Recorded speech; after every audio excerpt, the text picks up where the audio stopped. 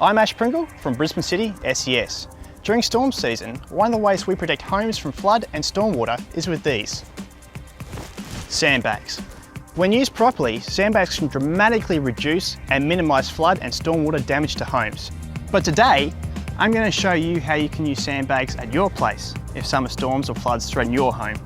Here in Brisbane during the storm season, the Brisbane City Council makes available stockpiles of pre-filled sandbags available 24/7, free of charge from these council locations.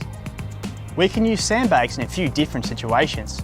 Sandbags probably do their best work when they are used to divert stormwater away from entering your home. But sandbags can also be used when we are expecting floodwaters to rise from a local creek, a storm surge, or an especially high tide.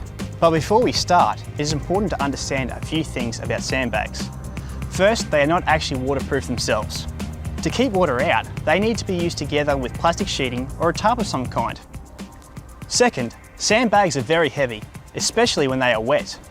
If you're going to be placing more than a few, you're probably going to need a few people helping you. Today, I've got my team of SES volunteers working with me. Now, our aim is to stop flood and stormwater entering through a doorway or entry to your home. So we need to look at the area we're going to place our sandbags first. Ideally, we want that area to be as flat as possible. If we place sandbags over garden edging or on uneven ground, it is going to limit how well they work. You should also consider how you're going to get in and out of your house with the sandbags in place. The next step is to secure our plastic in place.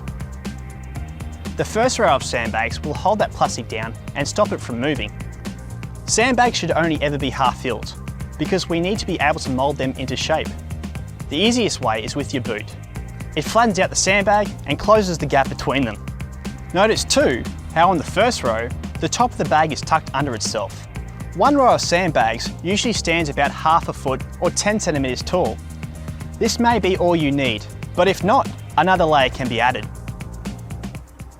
It's just like laying bricks. By offsetting the bags like a brick wall, we build a stronger barrier. If you need to build a longer wall, you should build it in a crescent shape, arcing out towards the water. A wall this shape will be stronger than a straight wall. And if you need to build your sandbag wall higher, you need to build your wall so the base is 3 times as thick as the top. Building a sandbag levee is long, hot and hard work. So while my team is busy, let's see where else in your house sandbags can help you when flooding is expected. Sinks, showers and toilets all have drains that can backflow during flooding. Placing sandbags over them can be helpful to plug them up and keep the mess outside. And this is the finished product. It took over 60 sandbags and a team of well-trained SES volunteers around 30 minutes to build. But at best, sandbags are only a temporary solution. Even when laid properly, they're only meant to last a few hours. The sandbags will start to fall apart after about 6 weeks. Because of this, and because used sandbags often contain contaminants from flood and stormwater, they can't be reused or returned to the council depot. Instead, you need to dispose of them at a Brisbane City Council transfer station, and this is best done before they start falling apart. Working near flood or stormwater can be dangerous, and hygiene is really important. Stormwater almost always carries contaminants and all sorts of nasty stuff. Cuts need to be treated with antiseptic, and gloves and boots should be worn at all times. And don't underestimate the power of running water. Nothing is more important than the safety of you and your family.